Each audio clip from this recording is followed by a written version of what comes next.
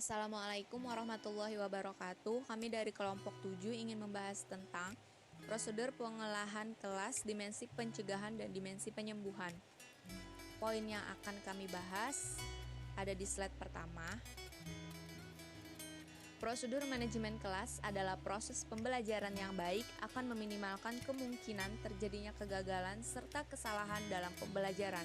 Manajemen kelas adalah suatu kegiatan untuk menciptakan dan mempertahankan kondisi yang optimal bagi terjadinya proses belajar yang mencakup peraturan perorganisasian, penyusunan,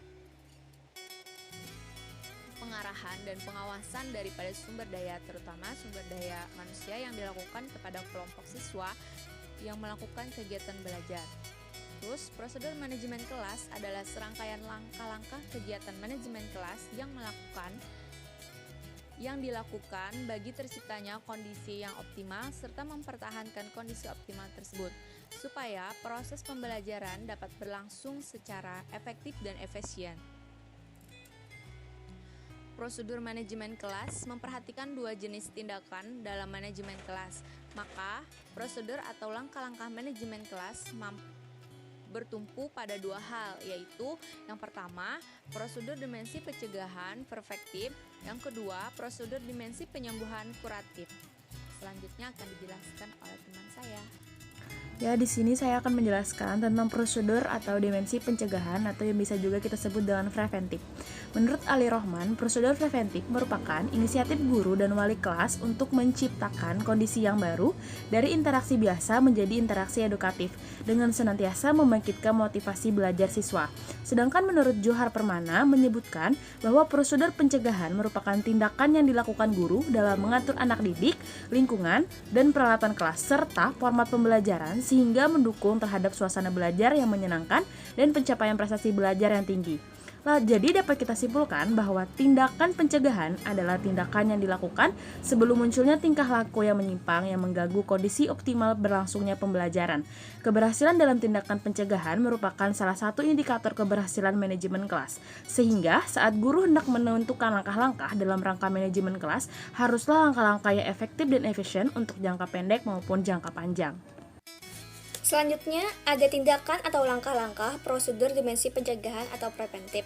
Yang pertama, peningkatan kesadaran diri sebagai guru. Dengan dimilikinya kesadaran diri oleh guru akan meningkatkan rasa tanggung jawab dalam melaksanakan tugasnya. Implikasi adanya kesadaran diri sebagai guru akan tampak pada sikap guru yang demokratis, stabil, kepribadian yang harmonis, dan berwibawa. Yang kedua, ada peningkatan kesadaran peserta didik. Interaksi positif antara guru dan peserta didik dalam proses pembelajaran terjadi apabila kesadaran guru dan peserta didik bertemu.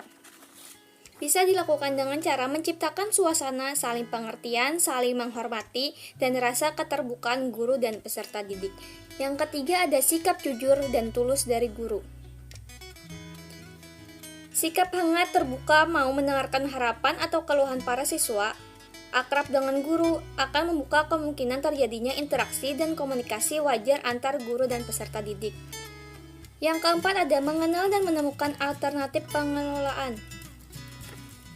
Bisa dilakukan oleh guru dengan cara mempelajari pengalaman guru-guru lainnya yang gagal atau berhasil sehingga dirinya memiliki alternatif yang bervariasi dalam menangani berbagai masalah yang ada di kelas. Yang kelima ada menciptakan kontrak sosial.